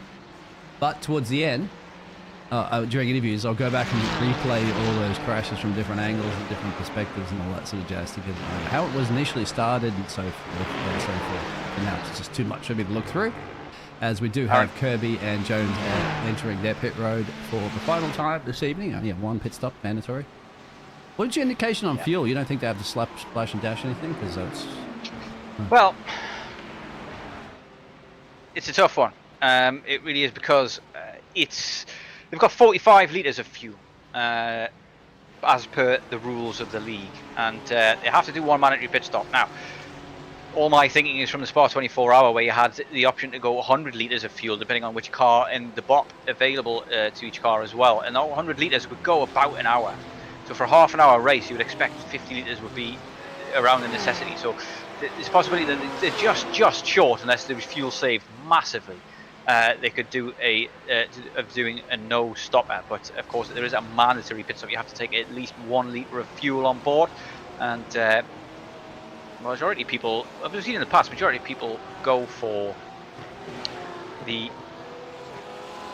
full tank at the start, run it dry, and then just do a quick splash and dash. There's several people here who have had to pit because of damage and do a fast repair. There's a few people who've got an extra little bit long pit stops. They will have thought, well, this is going to be my mandatory pit stop. I'm going to get the fast repair done, and I'm going to stick a couple of litres of fuel in the car and just fill it back up again and go till the end. And they may just kind of shuffle the order around a bit as they're out on track at the moment, putting lap after lap, when the slower guys who've not been involved in the incidents come in and pit. They may find themselves dropping a couple of positions due to the fact that the pro drivers are just so quick. We already see here a 4.5 second gap between Michael and Matthew in P1 and P2, and Kirby manages to pit and come out in P4 still. Such as the gaps between drivers at the moment. We've got Peter Cox, who's doing a fantastic job at the moment, all over the back of Daniel Nans now as well. Daniel Nans, of course, in that battle was battling hard earlier with Scott Kostrich. They both pit at the same time. We've got the leaders all on the pits now as well. We're 23 minutes down out of 30, only 7 minutes remaining, and these guys must be thinking, so where is Kirby? Can't leave it too late. Yeah, here he is. He's going through the bus stop chicane right now. We have the leaders going into the pit road. Can Kirby pull off the undercut of undercuts? We'll have a look at the moment. This is a great camera angle. We see the other drivers exiting. Matthew's exiting the pit road right now. You should finally see him. He's going to be down the main straight. Where is he? Up. That's no. And here's Kirby, full speed ahead.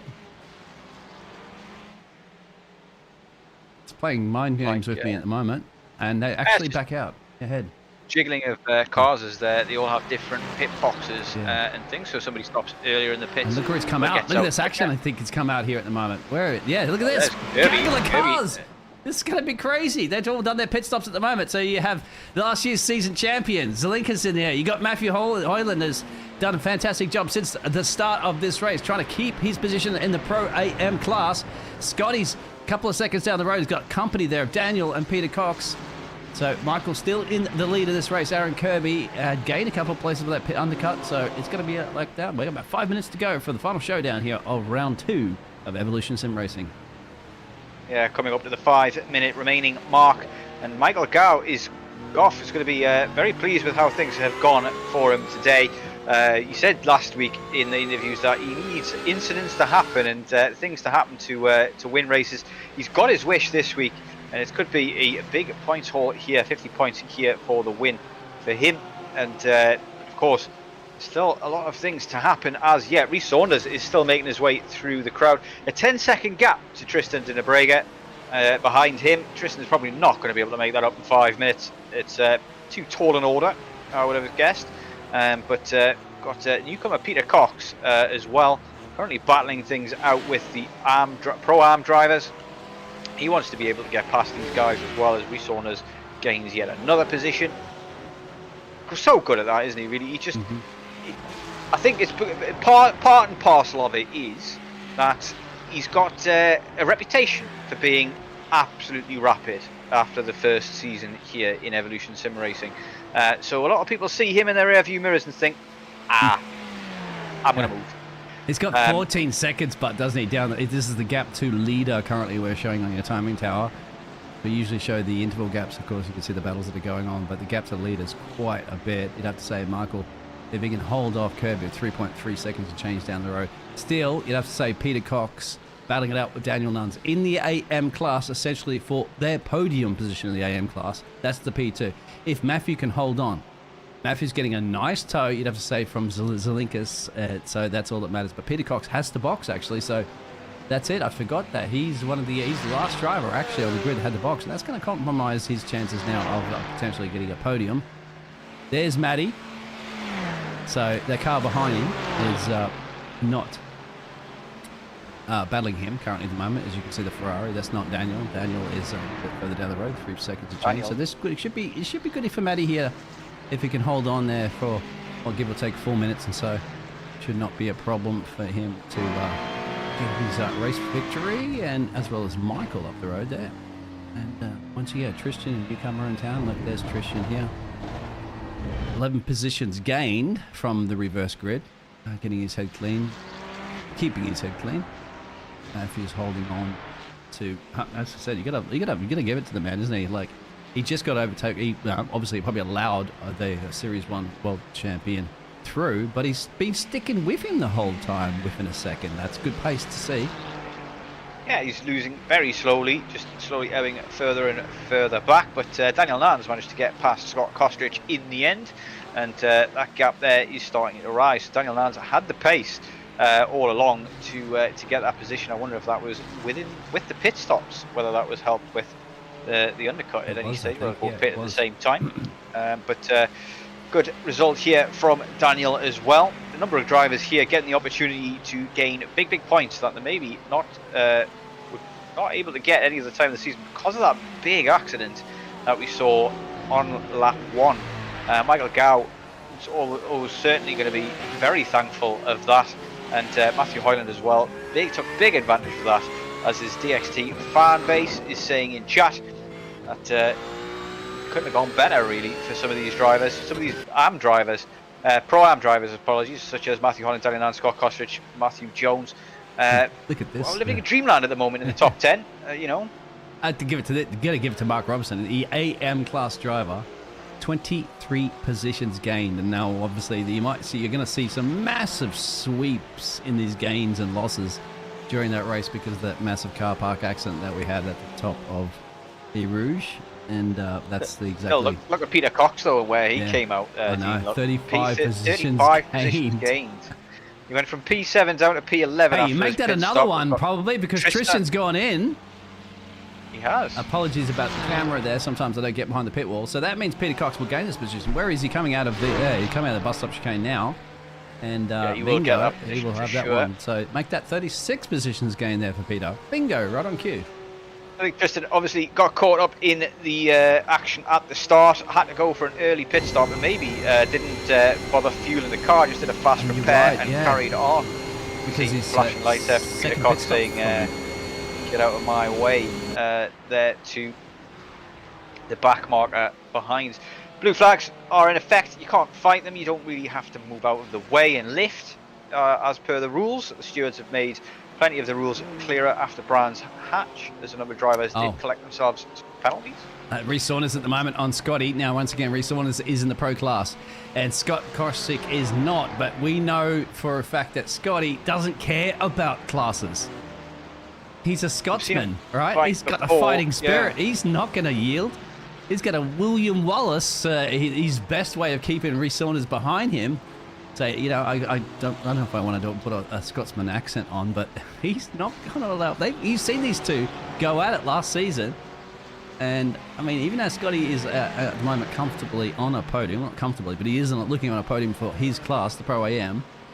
He's not going to allow Reece, the Tiger Year 1 car, as you can see with that livery, easily past there. Reece is going to find it hard to get around, and you can see goes defensive. Oh, no, he says, what are you talking about, Biggles? You don't know what you're talking about. I don't think he had any choice in the matter there at all. Reece Saunders just too fast for Scott. Matthew's coming back now. That's a checkered flag. Sorry, I missed that one completely. Michael's across the line and gets the job done. Certainly is, and you'll be very, very satisfied with that. Things kind of dropped into his lap a little bit there, but you'll be happy with that. Aaron Kirby gets a P2, his second of the season, after getting a P2 in the second feature race at Brands Hatch real quick. Well, between these two. No. Oh, unless there's a mistake on the exit there. Undercut. Oh, there's a little blink of death. That's going to be a horrible blink of death. But the line comes up really quickly here. Bingo. That should be a little drag straight. It's the next one, isn't it? It's the next one. It's the next. Oh no! You remember in the GT3s and this track layout is the start-finish line is here. Ooh, nearly contacted a big squirrel there from the BMW driver. It's almost going to be a photo finish, but there they are over the line, and it does. It's 500th of a second there between him and Joseph Svara there.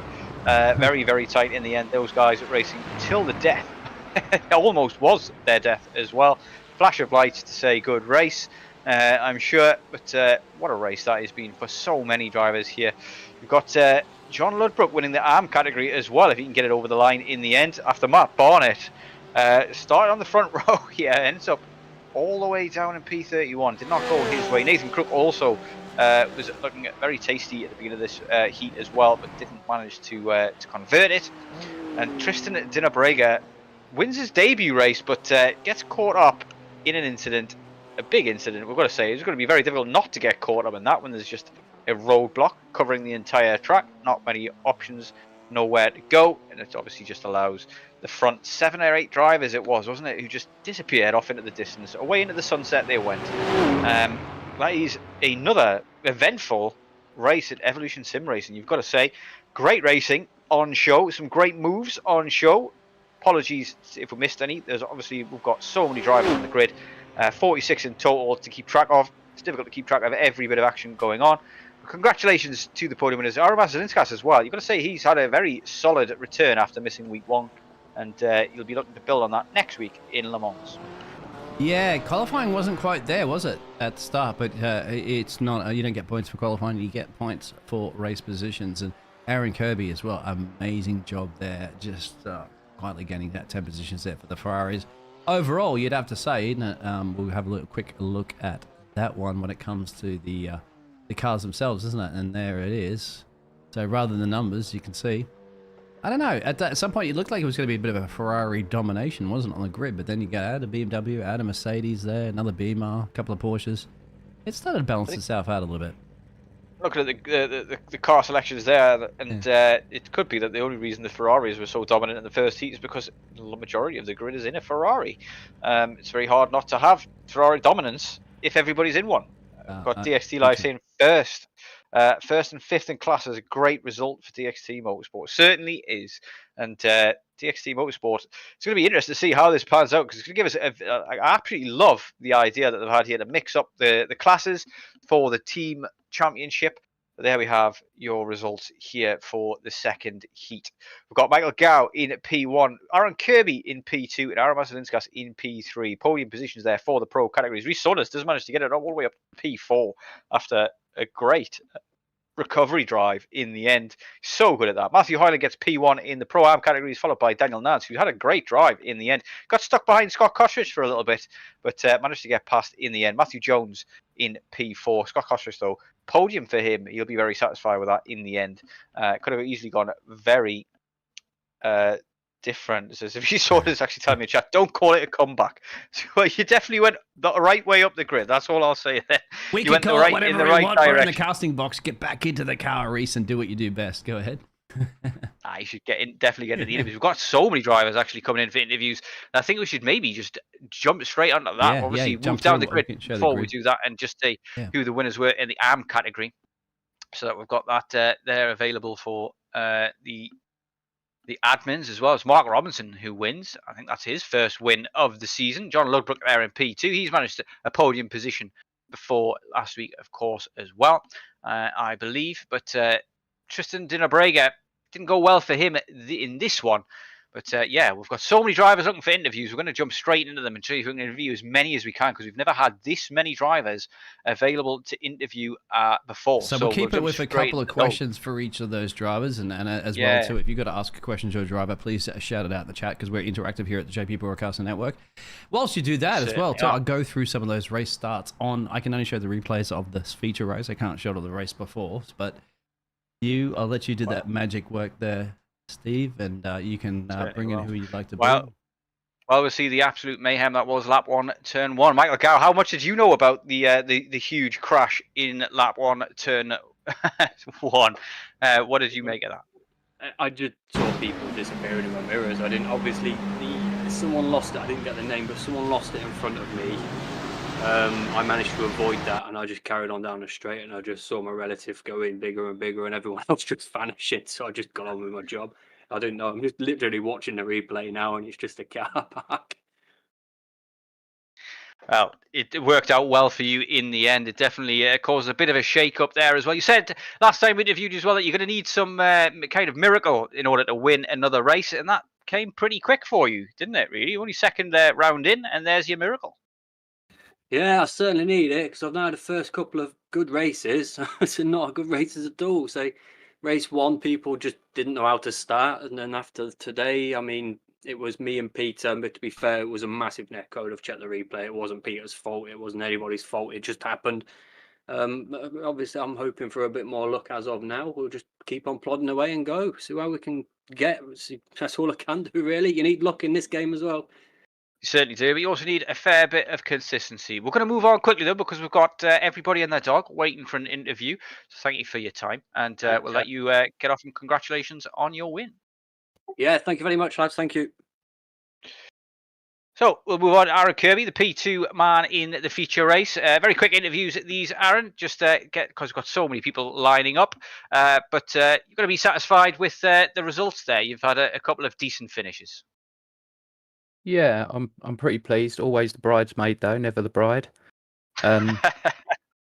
Just a bit gutted I couldn't catch Michael, but happy. My aim tonight was top 10s, and to come away with a second, I'm really pleased.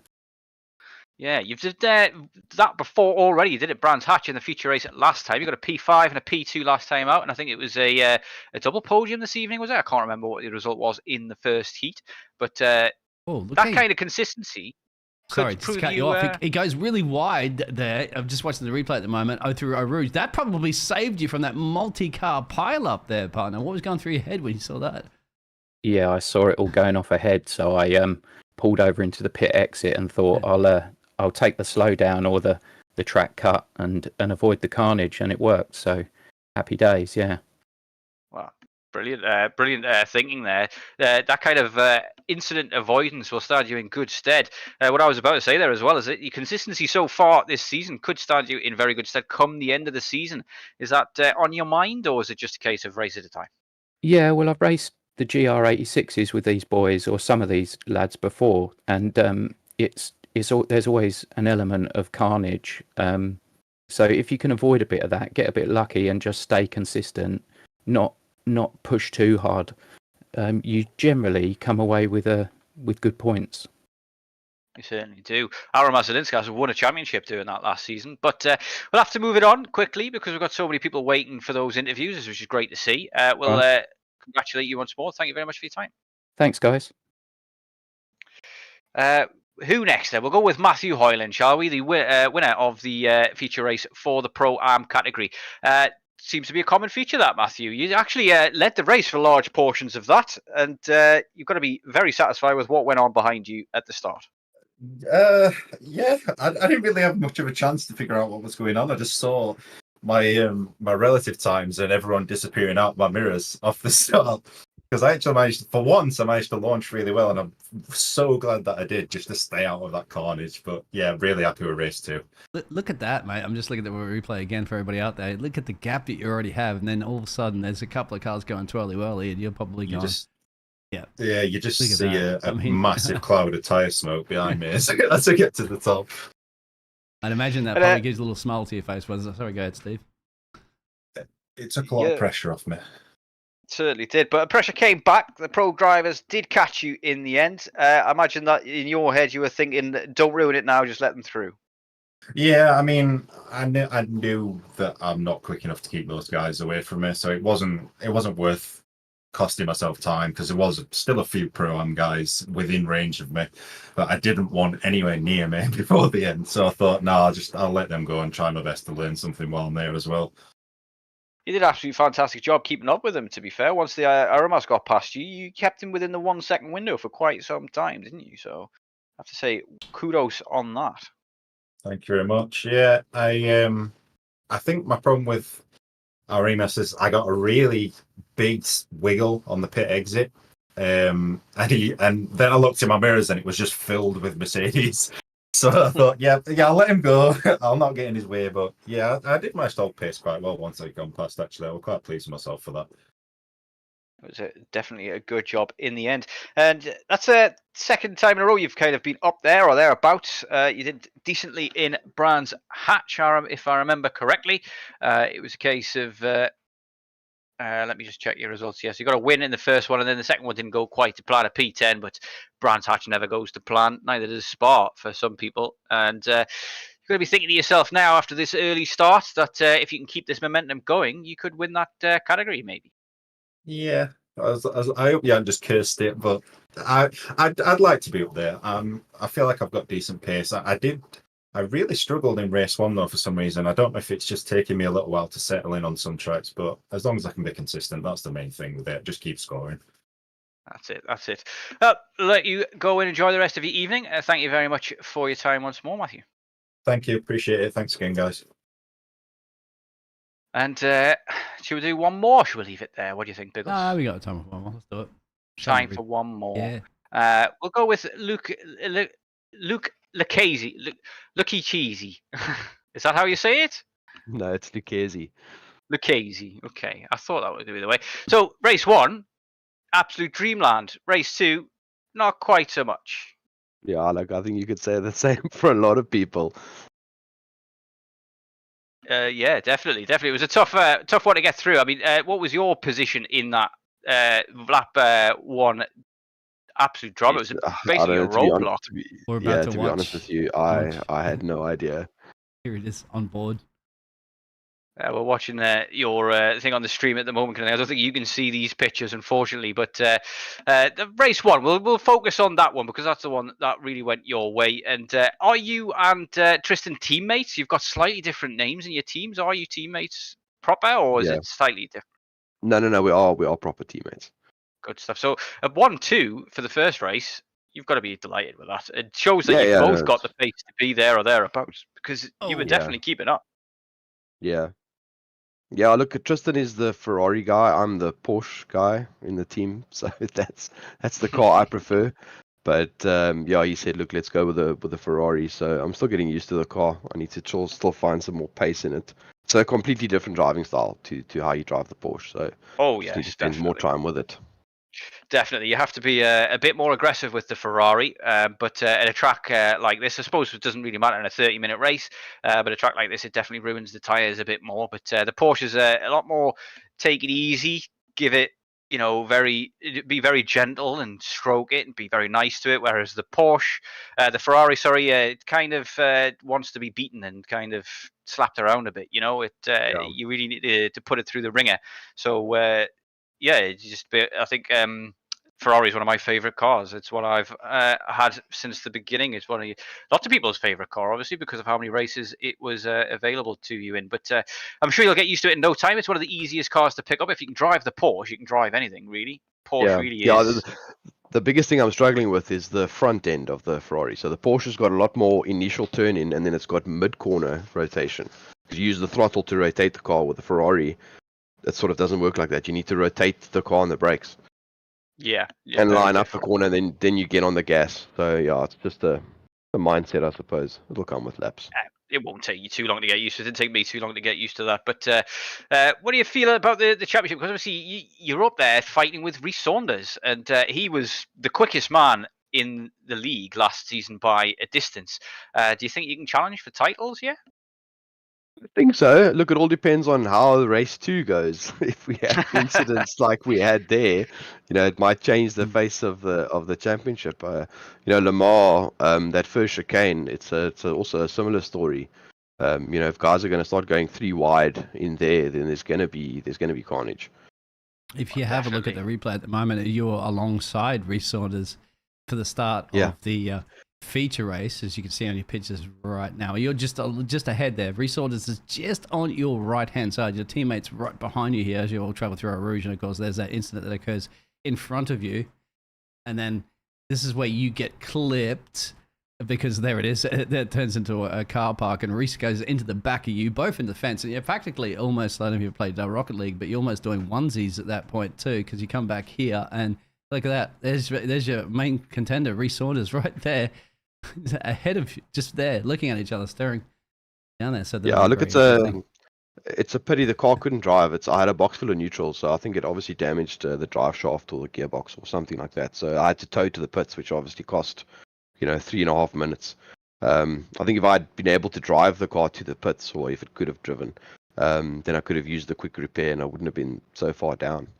But a proud day, obviously, for South Africa, isn't it? Because the race won. Both yourself there, Tristan, and you got that. So, well done for that. Of course, when you go to reverse grid, and we're showing those results up there for the feature race, it goes a little bit pearl-shaped because of the accident, but Yeah, It is yeah. Look, racing we'll put some time in for the next leg of the championship and see Yeah. where we can improve.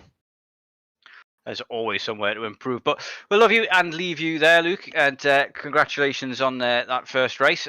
Commiserations for the second one, and best of luck next week. Thank you. Thank you. Have a good one. Excellent. Speaking of next week, here are our league details, of course, for the Evolution Sim Racing Season 2. It's been free to enter, and we have to confirm whether or not, and if you want to find out if it's still available to sign up for the league, join the Discord link in the description below. But Le Mans for the 1 hour night race. How are you feeling about that one there, Stephen?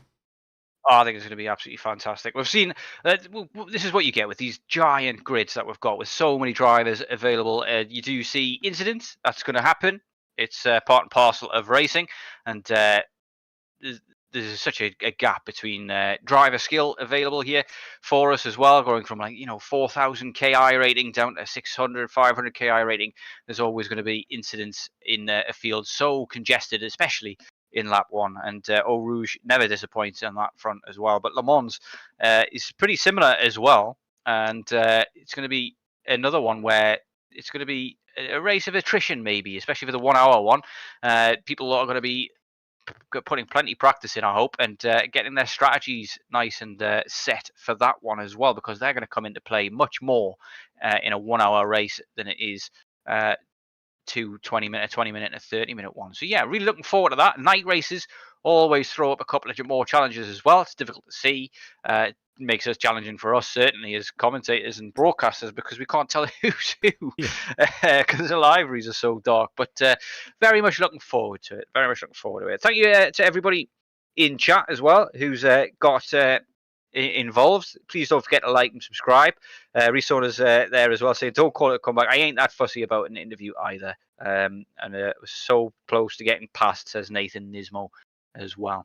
Resona's probably like Kemi Raikkonen, isn't he? He's like, that's that. A man of limited words in the interview room, but a man of many actions when it comes on track as well too. So it's been the Evolution Sim Racing, and I'm gonna have to get an upgraded computer to do Le Mans and 1 hour night race, because that starts pushing the pedal to the metal. Well, that's what it is. It's called Evolution Sim Racing, and that is it, isn't it? From myself, Team Biggles, Mr. Stephen, your surname? I was gonna butcher that. Butcher it? I don't care. No. Karabelas? Oh my god! Yeah, I butchered it. You butchered it so hard. It's Karabelas. Karabelas, there it is. So you think I know after the years we've been working together, partner, but unfortunately, it's what I do. But what I do is bring the broadcasts. What the drivers do is bring the action, and what the league does is bring fantastic GT3 championships. That's it from us. And hit those bells, like and subscribe if you did enjoy it. Thank you everybody for tuning in there. We'll go through that list real quick there.